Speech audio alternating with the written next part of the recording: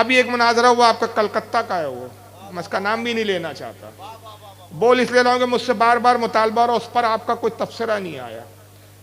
میں نے کہا یار مجھے حیرانی ہوتی ہے ان سنیوں پر، ان بدبختوں سے کچھ دیکھتے ہیں اب ظاہری طور پر کچھ چیز تو بڑے جلدی متاثر ہوتے ہیں۔ ارے بھائی خدا کو ایک ماننے والے بہت ساری قومیں ہیں دنیا میں، اگرچہ ان کے باقی مذہب باطل ہے۔ مثال کے طور پہ کیا عیسائی خدا کو ایک نہیں جانتے؟ کیا عیسائی خدا کو نہیں مانتے؟ یہودی بھی خدا کو مانتے، غیر مسلم ہندو بھی مانتا ہے۔ یہ الگ بات ہے کہ ان کے تصورات الگ ہے خدا کو لے کر، مگر وہ بھی یہ مانتے کہ سرشٹی کا بنانے والا ایک ایشور ہے۔ صرف ایک کمیونٹی ہے اور وہ بھی بہت مٹھی بھر ہے جو کہتے ہیں کہ یہ کائنات خود بخود بنی، خود بخود نظام چل رہا ہے، جن کو دہریہ کہا جاتا ہے، اور انگلش میں کیا کہتے ہیں ان کو؟ ایتھیسٹ۔ یہ بہت تھوڑے ہیں۔ اب اگر تھوڑے دیر کے لیے مان لیجئے کہ وہ کیا نام تھا جس کے ساتھ مناظرہ ہوا، وہ جاوید اختر، حالانکہ وہ اتنا مضبوط ایتھیسٹ بھی نہیں ہے، فلمی دنیا کا کالپنک کہانی لکھنے والا، اس کے اعتراض بھی اتنے بہت بڑے نہیں تھے کہ جس کا کوئی جواب نہ دے سکے۔ وہ جتنے اعتراض ہیں اس کے تمام جوابات ہمارے بزرگان دین پہلی کتابوں میں لکھ چکے ہیں۔ یہ الگ بات ہے کہ آپ نے نہیں پڑھا تو آپ سمجھ رہے کہ ارے یار کیا لے آیا بھائی۔ عقائد شرح نصفیہ پڑھ لیجئے، آپ الفقہ الاکبر پڑھ لیجئے، ملا علی قاری کی شرح فقہ الاکبر پڑھ لیجئے، امام طحاوی کی عقیدۃ الطحاویہ پڑھ لیجئے۔ یہ سارے جوابات ہمارے بزرگان دین پہلے لکھ چکے ہیں، مگر مسئلہ یہ ہے کہ یا تو زیادہ تر کتابیں عربی میں ہیں، عوام کے ہاتھوں میں نہیں ہیں، ترجمے بھی کچھ کتابیں آئے تو عوام پڑھتی نہیں۔ تھوڑے دیر کے لیے اگر آپ یہ مان لیں کہ اگر جاوید اختر کے سامنے کوئی کرسچن بیٹھ جاتا، بھئی کرسچن بھی خدا کو مانتا ہے کہ خدا کائنات کا پیدا کرنے والا چلانے والا ہے، اور وہ عقلی دلائل سے وہ لاجیکل جاوید اختر کو لاجواب کر دیتا، تو کیا آپ معاذ اللہ عیسائیت سے متاثر ہو جاتے؟ آپ اس کے گن گانے لگتے؟ نہیں صاحب، عیسائیوں سے ہمارے ایک خدا ہونے اور خدا کے وجود پر اختلاف نہیں ہے، عیسیٰ مسیح کے خدا کا بیٹا کہنے پر اختلاف ہے۔ یہودیوں سے ہمارا خدا کو لے کر اختلاف نہیں ہے، اللہ کو لے کر اختلاف نہیں ہے۔ یہودیوں سے ہمارا اختلاف اس بنیاد پر ہے کہ نعوذ باللہ یہودی کہتے ہیں کہ خالق دو ہے، ایک خالق خیر، ایک خالق شر۔ عزیر علیہ السلام خدا کے بیٹے ہیں، عیسائیوں نے عیسیٰ مسیح کو خدا کا بیٹا کہا، اور یہ یہودیوں نے نعوذ باللہ عزیر کو کہا۔ یہ اختلاف ہے۔ اسی طرح جن صاحب نے مناظرہ کیا، ہمیں ان سے کوئی متاثر ہونے کی ضرورت ہی نہیں، اس نے بہت بڑا تیر نہیں مارا ہے بھائی صاحب۔ ان سے ہمارا تو خدا کی ذات کو لے کر اختلاف ہی نہیں ہے، صفات خدا کو لے کر اختلاف ہے۔ تو ہم تو ان کو دعوت دیتے کہ جس طرح آپ نے جاوید اختر سے مناظرہ کیا، آپ ہماری جماعت کے کسی عالم سے مناظرہ کر لیجئے صفات خدا پہ، تو آپ پتہ چل جائیں گا آپ نے خدا کو مانا تو کس لیول پہ مانا۔ جاوید اختر خدا کو ہی نہیں مانتا، آپ خدا کو مانتے ہیں تو پروف کر رہے ہیں، مگر کیسے مانتے ہیں؟ تو آپ کے مولویوں نے لکھا، معاذ اللہ اللہ مکاری بھی کرتا، تقویۃ الایمان میں لکھا، اسماعیل جانی فتاوی رشیدیہ میں لکھا ان کے مولوی نے، اللہ جھوٹ بول سکتا ہے۔ تو یہ کون سی صفاتیں مانی آپ نے؟ تو بہرحال خدا کو ماننا اور ہے، خدا کی صفات کو لے کر ان سے ہمارا اختلاف ہے، اس پر ہمارا اختلاف ہی نہیں ہے۔ تو ہم لوگ کسی سے بھی متاثر ہوتے ہیں، یہی وجہ ہے کہ اہل بیت کا چولا پہن کر یہ آئے یہ لوگ، ہم ان سے متاثر ہو جائیں، مگر یہ نہیں دیکھ رہے کہ در حقیقت یہ اہل بیت سے محبت نہیں نبھا رہے، نعوذ باللہ اہل بیت سے دشمنی نبھا رہے۔ صرف ایک ویڈیو میں دکھاتا ہوں، ایک طرف سیدہ فاطمہ کا قتل ہو گیا، یہ ہو گیا، اس طرح کی بکواسات ہو رہی ہے، اور دوسری طرف سیدہ فاطمہ کا مقام کیا ہے؟ اب جس کا اتنا بڑا مقام ہو اس کو کوئی مار سکتا ہے؟ درود شریف پڑھے آپ۔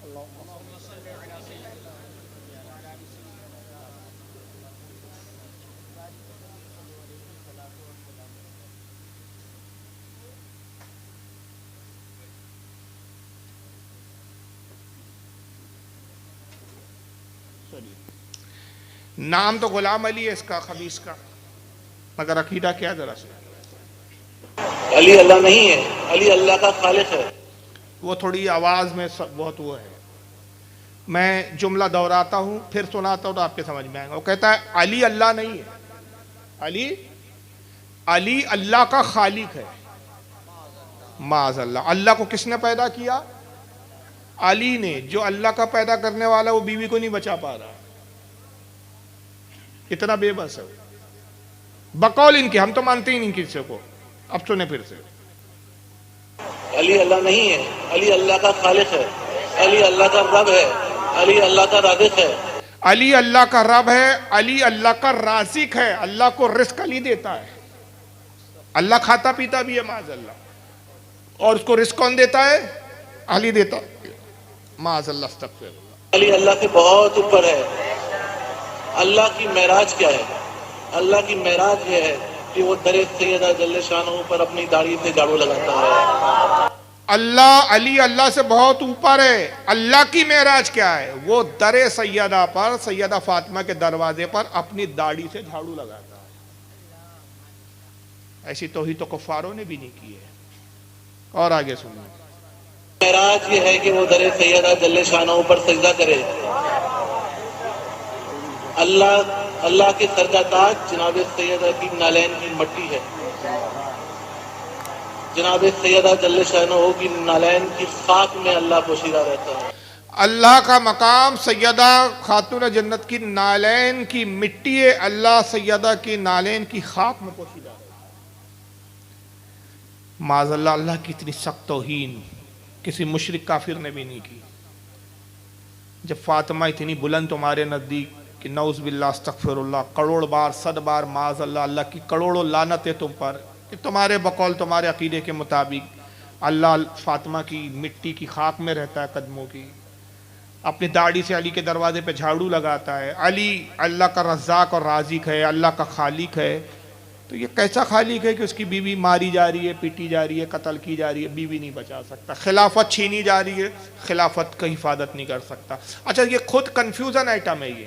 یہ جماعتی کنفیوز ہے. ارے بھائی علی کو خدا بھی مانتے ہو، علی کو صاحب تم جو ہے پیغمبروں سے افضل بھی مانتے ہو، پھر کبھی خلیفہ بولتے ہو. تو پہلے طے کرو کہ تمہیں خدا ماننا ہے کہ خلیفہ ماننا ہے. ایک پلیٹ فارم پر آؤ پہلے تم، تو پھر تم سے کچھ بات ہو. تمہارا ٹھکانہ ہی نہیں ہے یار، ایک پیندہ ہی نہیں ہے تمہارا، کبھی ادھر کبھی ادھر کبھی ادھر. تو یہ پیندے والی جماعت نہیں ہے. تو ان جماعتوں سے بچو، ان لوگوں سے بھی بچو جو ان کا سپورٹ کرتے. اپنے ایمان کی حفاظت کرو. یاد رکھو یہ 1400 سال پہلے دھتکارا ہوا فرقہ ہے. 14 سال پہلے ہی ہمارے بزرگوں نے ان کو خارج کر دیا تھا. امام شیبی رحمۃ اللہ علیہ فرماتے ہیں، اور اس کو غوث اعظم نے گنیت الطالبین میں لکھا ہے. غوث پاک سے کوئی بڑا سید ہے اس دور میں؟ ہاں بھائی تمام بزرگوں کے ہیں نا. غوث اعظم امام شیبی کا قول نقل کرتے ہیں. امام شیبی رحمۃ اللہ علیہ فرماتے ہیں کہ شیعوں سے دوستی کرنا ایسا ہے نعوذ باللہ من ذالک جیسے شیطان سے دوستی کرنا. ان سے بچنے کی کوشش کیجیے. اللہ تعالیٰ آپ کو ہم سب کو ان سے محفوظ رکھے، ان کے باطل عقیدوں سے بچائے. آپ کو جو سوال پوچھنا ہے آپ پوچھ سکتے ہیں. بالکل درود شریف پڑھیں. بریلوی کی کتاب میں نے پڑھنا شروع کیا تو مجھے احساس ہوا کہ حقیقت میں علم کا سمندر تو اعلیٰ حضرت کی ذات ہے. میں تو اب تک سمندر کے کنارے سیپیاں چن رہا تھا، سمندر میں تو اترا بھی نہیں ہوں. اور کہتا ہے مولانا احمد رضا کی ہر کتاب کے ایک صفحے پہ اگر شرح کی جائے تو ایک کتاب بن سکتی ہے. ہر صفحے پر ایک کتاب بن سکتی ہے. تو بڑوں بڑوں نے حالت کا اعتراف کیا ہے. مگر آج ہم نے کہا کیا کر دیا، ہمارے اپنے جلسوں کے حال کیسے بنا دیے کہ بھائی جھنڈا کہاں ہے؟ تو جھنڈا باس کتاب میں نہیں باس میں ہوتا ہے. ارے حلوہ کیوں بناتے ہو شب برات میں؟ حلوہ کتاب میں نہیں کڑاہی میں ہوتا ہے. یہ تقریریں ہو رہی ہیں یار، مذاق بنا دیا، بھانڈوں کی مجلس بنا دیا. جس علی کی ہم بات کر رہے ہیں امام غزالی نے حیاء العلوم میں لکھا. حیات القلوب کے اندر حضرت کیا نام ہے ان کا حضرت ابو طالب مکی بہت بڑے صوفی بزرگ گزرے، انہوں نے اپنی کتاب حیات القلوب میں لکھا. یہ فرماتے کہ مولا علی جب خلیفہ بن کے تشریف لائے کوفہ میں تو 100 ممبر تھے. 100 ایسی جگہ تھی جہاں سے خطاب ہوتا تھا، تقریریں ہوتی تھی. آپ ہر ممبر کے خطیب کے پاس جاتے تھے اور ایک ہی سوال کرتے تھے، بتاؤ ناسخ و منسوخ کا علم جانتے ہو؟ قرآن میں ناسخ و منسوخ آئے تھے. وہ کہتا یہ کیا ہوتی ہے؟ آپ کہتے اس کا ممبر جلا دو، تجھے واز کہنے کا حق نہیں. امام حسن بصری کی مجلس میں پہنچے تو وہ لوگوں کو رلا رہے تھے، خوف الہی، مجلس رو رہی تھی. آپ نے کچھ دیر واز سنا اور پھر امام حسن بصری سے ملاقات کی اور کہا کہ کیا ناسخ و منسوخ کا علم ہے؟ کہا حضور اہل علم سے دریافت کر کر کے جانتا ہوں. کہا تم واز کیا کہہ رہے تھے؟ کہا میں اللہ کا خوف دلاتا ہوں اور اللہ کی طرف میں لوگوں کو راغب کرتا ہوں. کہا کہ اس شخص کا ممبر بنا قائم کیا گیا. حضرت امام زین العابدین فرماتے جو خطیب ممبر پہ بیٹھ کے ہنسی مذاق ٹھٹے بازی کرتا ہے وہ علم کی الٹی کیا ہے، وہ کیا بولتے ہیں، قے کرتا ہے، الٹی کرتا ہے وہی۔ امام زین العابدین کا قول ہے کہ جو خطیب ممبر پہ بیٹھ کے ہنسی مذاق کرتا ہے وہ کیا، وہ علم کی الٹی کرتا ہے۔ غوث اعظم رضی اللہ تعالیٰ عنہ فتح الربانی ان کی کتاب ہے، اس میں فرماتے ہیں کہ جو خطیب ممبر پہ بیٹھ کے قصے کہانیاں سنائے، لطیفے سنائے، گردن پکڑ کر کھینچ کے باہر نکال دو اس کو۔ یہ ممبر ہنسی مذاق کے لیے نہیں ہے جناب، یہاں سے عقیدے کی بات ہونی چاہیے، خوف الہی کی بات ہونی چاہیے۔ ٹھٹے بازی ہو رہی ہے، ماں کے قدموں کے نیچے جنت ہے، سسر کے بھی قدموں کے نیچے، ہاں 5 لاکھ ہے، پھر ریچھ ہے، کیا تماشا ہے۔ ماں کے قدموں کے نیچے جنت ہے، یہ کیا ہے؟ حدیث ہے۔ اب حدیث کا مذاق اڑا رہے ہو اور عالم بولتے ہو اپنے آپ۔ کس مدرسے سے پڑھا ہے؟ گھاس چھیلتے ہو کہ تم یار مدرسوں میں، کہ پڑھتے بھی ہو کچھ؟ آ گئے تم مفت کی 8 سال روٹیاں کھانے کو ملتی ہے مدرسے میں، اس لیے آ جاتے ہو کیا؟ میں یہ بول سکتا ہوں کہ ہم نے اس فیلڈ کو چھوڑا کہ باخدا یہ جو نذرانے ملتے اس سے زیادہ ہم وہاں کما سکتے ہو، جن فیلڈوں کو چھوڑ کر ہم اس لائن میں آئے۔ تو یار کچھ تو ممبر کا تقاضا کرو۔ تو بہرحال چلیے بات کہیں کہ کہیں جا رہی ہے، سوال کیجیے آپ۔ السلام علیکم ورحمۃ اللہ وبرکاتہ۔ وعلیکم السلام ورحمۃ اللہ وبرکاتہ۔ یہ شیعوں کا ایک اور عقیدہ ہے کہ محمد صلی اللہ علیہ وسلم کو زید دینے والی حضرت عائشہ صدیقہ اور حضرت حفصہ رضی اللہ عنہا۔ اس پر میری محرم الحرام میں ایک بڑی تقریر ہے واضح طور پر۔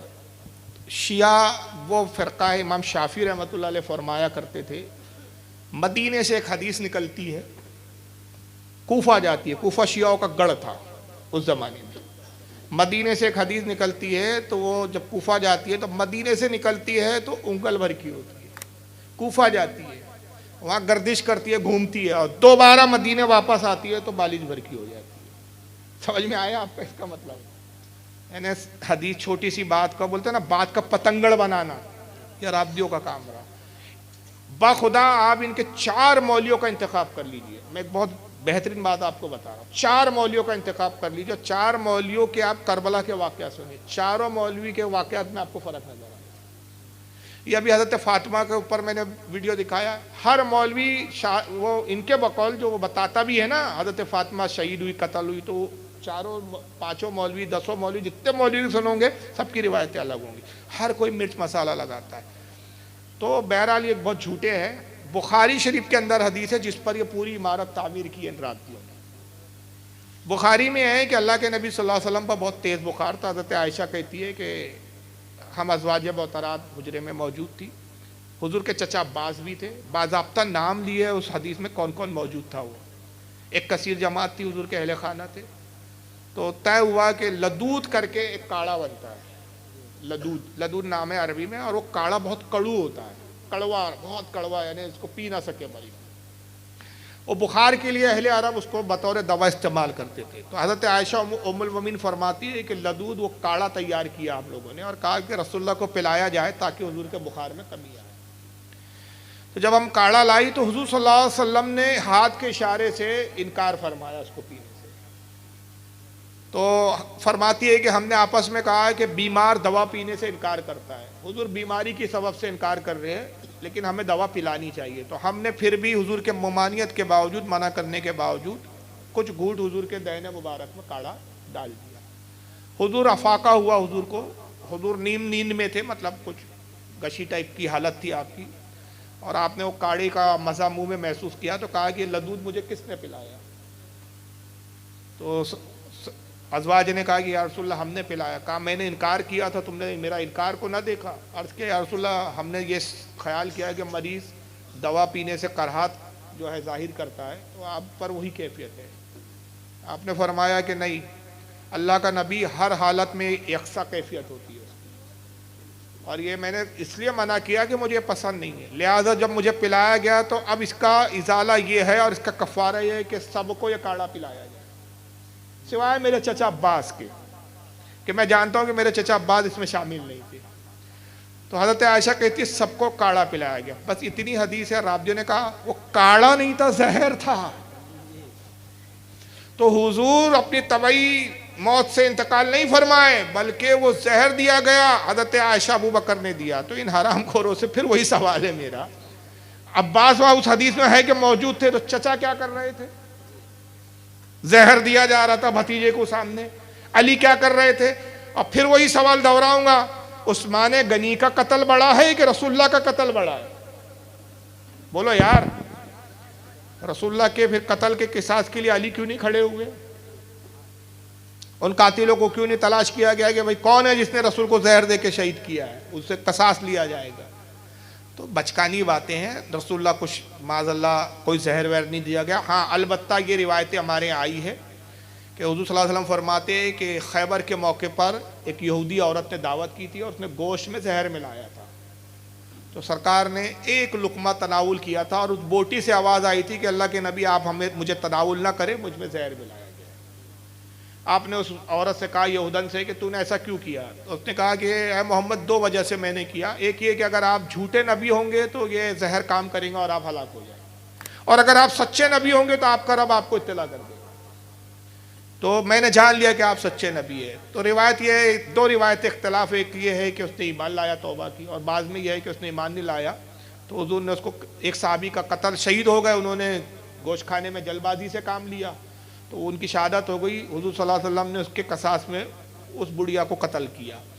حضور فرماتے ہیں کہ چونکہ میں نبی تھا اس زہر نے مجھ پر اثر نہیں کیا، حالانکہ وہ صحابی نے بھی ایک ہی لقمہ کھایا تھا مگر ایک ہی لقمے میں ان کا انتقال ہو گیا، زہر بہت شدید تھا، مگر میں اس کی تلخی اب بھی اپنے حلق میں محسوس کرتا ہوں۔ اور جب آپ کے وصال کا وقت آیا تو آپ نے کہا کہ اے عائشہ اس زہر کا اثر میں اب بھی محسوس کرتا ہوں۔ اس بنیاد پر ہمارے علماء کہتے ہیں کہ حضور صلی اللہ علیہ وسلم بھی شہداء میں ہے، شہید ہے آپ، مگر وہ حضرت عائشہ اور صحابہ نے نہیں دیا تھا، یہ جھوٹی تہمت ہے، قیامت تک یہ ثابت نہیں کر سکتے یہ۔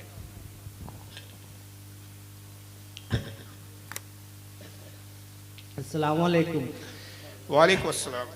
حضرت ہم آپ کو 2015 سے فالو کرتے ہیں جب آپ پہلا بار ملک بار تشریف لائے تھے۔ ماشاءاللہ ماشاءاللہ۔ حضرت ایک وہاں پہ اعتراض کرتے ہیں عید میلاد النبی نہیں منانا چاہیے، امام شافعی کا وہ کال پیش کرتے ہیں، وہ کہتے ہیں کہ امام شافعی کال کی نہ کرنے کی دلیل ہوتی ہے۔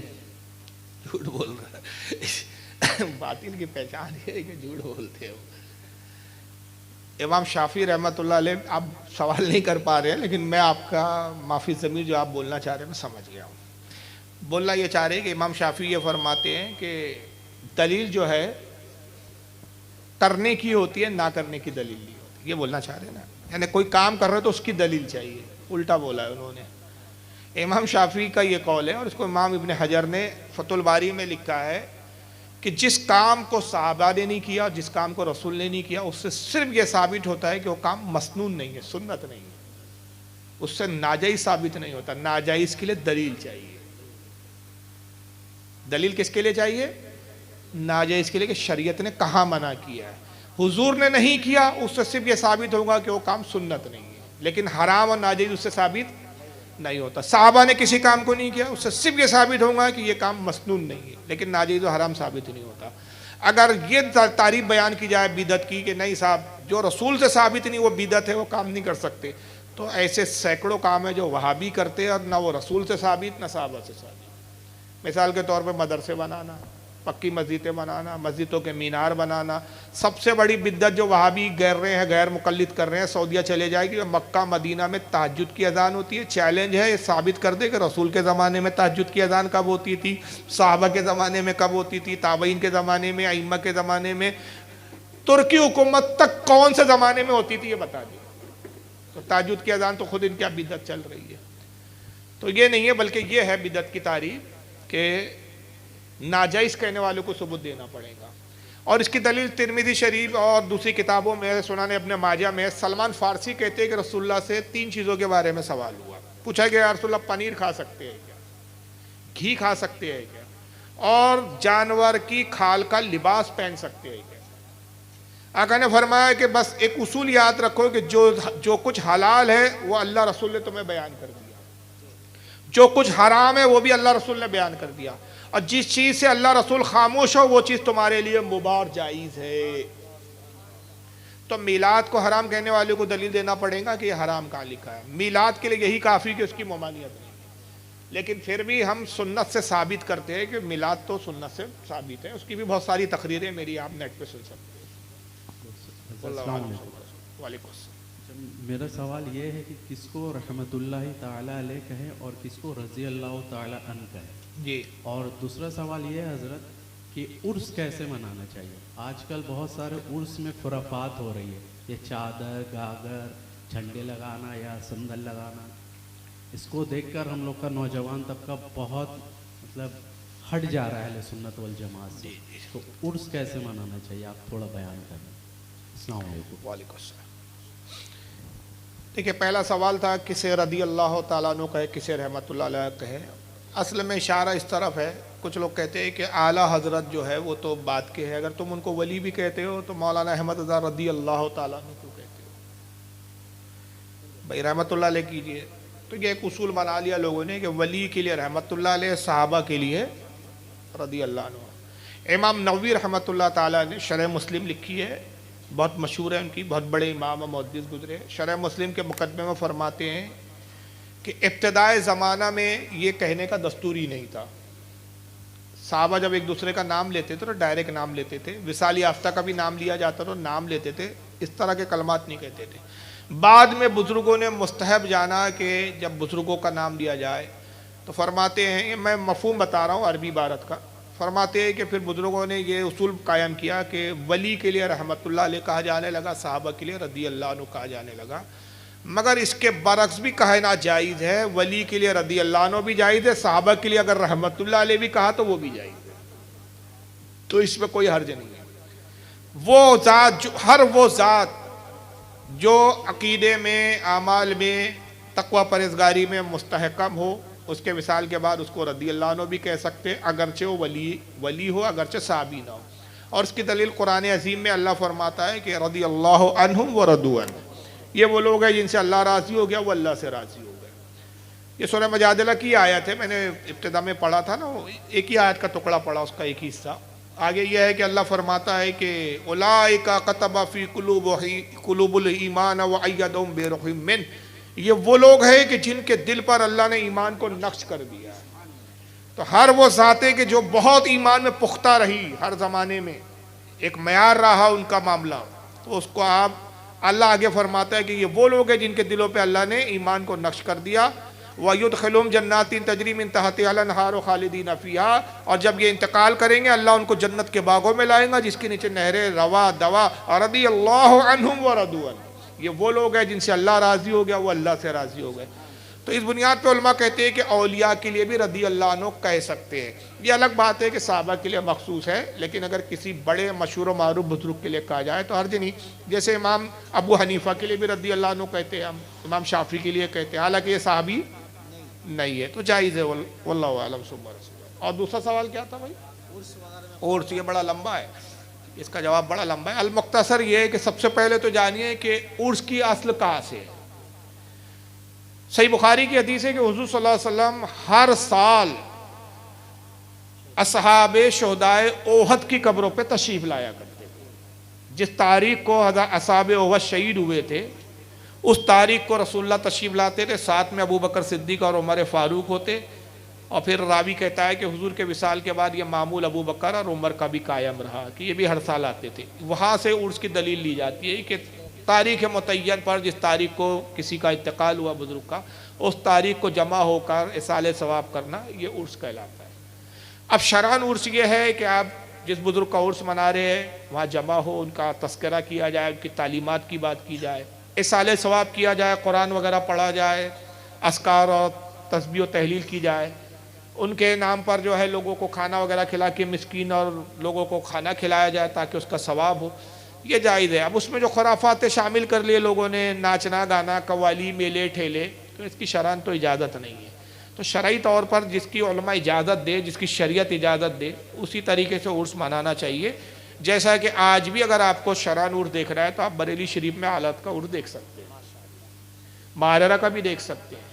آپ ماررہ شریف چلے جائیے، میں تو خیر گیا نہیں ہوں، اللہ کرے حضور حاضر ہو، لیکن ہمارے ناگپور سے بہت لوگ جاتے ہیں हुजूर अमीन शरीयत अमीन मिल्लत से बहुत मुरीद है हमारे यहाँ कसरत से, नजीब मिल्लत से बहुत मुरीद है हमारे यहाँ, और अल्हम्दुलिल्लाह दोनों शख्सियात से मेरी 12 मुलाकातें हुई है। ख़ासतौर से नजीब मियाँ से तो बहुत बार नागपुर में मुलाकातें हुई, और नजीब मियाँ के ख़ास मुरीद है जो हर साल उनको 11वीं शरीफ में बुलाते हैं, हमारे ख़ास अजीज़ दोस्तों में से, बल्कि मेरे साथ उठना बैठना, यूसुफ पटेल मार्बल वाले बोलते हैं उनको, माशाल्लाह बड़ी मालदार पार्टी है, वो हर साल बहुत धूमधाम से 11वीं करते हैं। तो नजीब मियाँ आते, मैंने खुद इन बुजुर्गों से सुना, मुझे इन्होंने कहा आप उर्स में आइए, नजीब मियाँ वगैरह ने भी कहा एक मरतबा कि आप उर्स में आइए और देखिए कि हम लोग खाना वगैरह किस एहतमाम से खिलाते हैं, किस तरह से खातिर तवाज़े ज़ायरीन की